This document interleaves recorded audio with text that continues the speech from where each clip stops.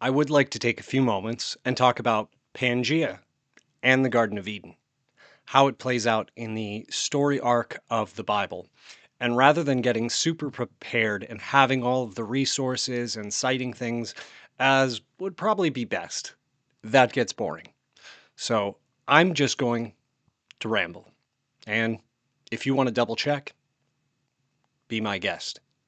So we'll start with Pangea. Now, a lot of science, there are people that talk about there being a supercontinent millions and billions of years ago and that slowly drifted apart. Now, the fascinating thing was I'm kind of a observer of the world. My wife and I went to Oregon and we're on the beach and I'm just like, "What? You got to be kidding me." My wife's like, "Yeah, it's beautiful, right?" I'm like, "No, no, no. At high tide, normal beach. Low tide, the beach is like a mile long. It's like a slight incline. But on my coast, East Coast, it drops off. What is that indicative of?" My wife is bored out of her mind at this point. But that is indicative of a continent shifting. It's going to back up on one side, fall away on the other. Huh. Proof of shifting of the continents, which I just find fascinating instead of enjoying the beach as much as I probably should. Now, in the creation story, there's several things that aren't really talked about. Water, it's just kind of there. But the first thing that's never mentioned in the creation story is mountains. The first time you have the mention of mountains is actually when the ark, Noah's ark, the big flood, the ark comes to rest on the mountains of Ararat. Before that, there is no mention of high places or mountains. So, how are mountains formed? When tectonic plates are shifting and push into each other, they spike up. So, we don't seem to have any accounts of mountains until after the flood. So, if God's shifting things, water's coming out, water's coming down, however the flood's working, now you have mountains. However, a few generations after Noah, you have the mention of a man named Peleg, both in the genealogy in Luke or John and in Genesis. And Peleg was named this because in his days the earth was divided. And people correlate that to the Tower of Babel. But I think we have a problem there. You see, in the account of the Tower of Babel, hopefully you have some context or understanding of that. But in the Tower of Babel, these guys get together and they start, instead of covering the earth, having dominion, Adam's commands, multiplying, they come together and start working as one people. Ironically, that's wrong then, but it's kind of what we get in the New Testament. Coming together, being one body of one mind, one objective, kingdom of heaven on earth. There's some cross-referencing there. But they start to build a tower to the stars. Now, mind you, stars is often used in the Torah and different things. Stars is used to reference angelic beings or angelic realm. Now, my question is, if you had the best engineers, could you build a skyscraper that touches stars? I don't think so. I don't think there is any way that that is ever going to be feasible. However, God even says we need to kind of stop this because man working in unison, like them coming together, anything is possible. It almost sounds like God saying, yeah, they're going to build a tower that touches the stars. Well, what if it's not entirely a tower? Some people would even call it like they were building a portal, which sounds really sci-fi.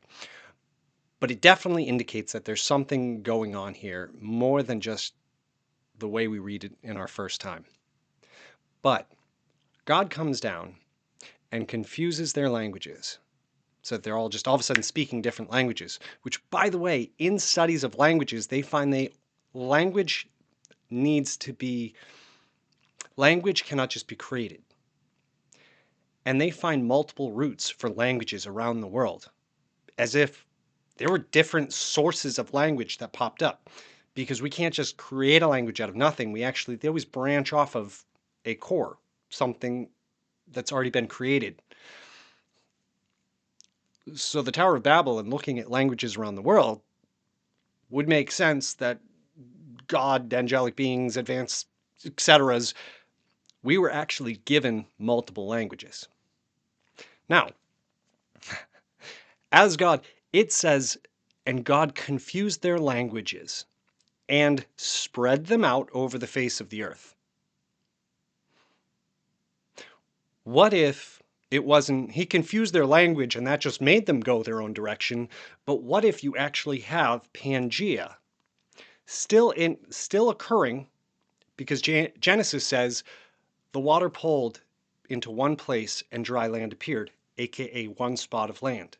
The way that Genesis is mapping out, it's saying, oh, the garden was in the west. So one plot of land, center, west, boom. That's where the garden is. You have Pangea kind of described in the Genesis account.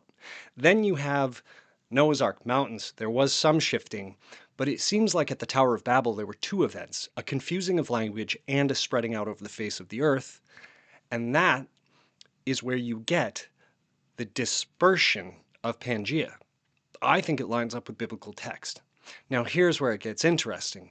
There have been a lot of speculation about the Garden of Eden. I have a very in-depth, probably overcomplicated way of interpreting Genesis and chapters 1 and 2, why there's a dissonance between timelines.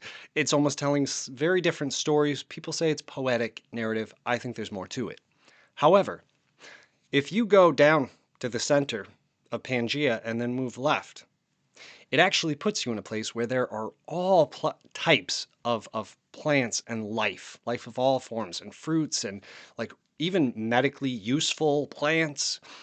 It's the rainforest, or the Amazon rainforest. So, if the Amazon is the original location, if the Garden of Eden is a physical place, that's another conversation, then that puts you in the Amazon. So it's interesting because we have Adam and Eve kicked out, angel flaming sword guarding it, the gate, so that they don't partake of the tree of life. So isn't it interesting when you look at the early exploration of the Americas, especially, Florida, Central America, that conquistadors and all of the explorers were looking for the fountain of youth or the tree of life.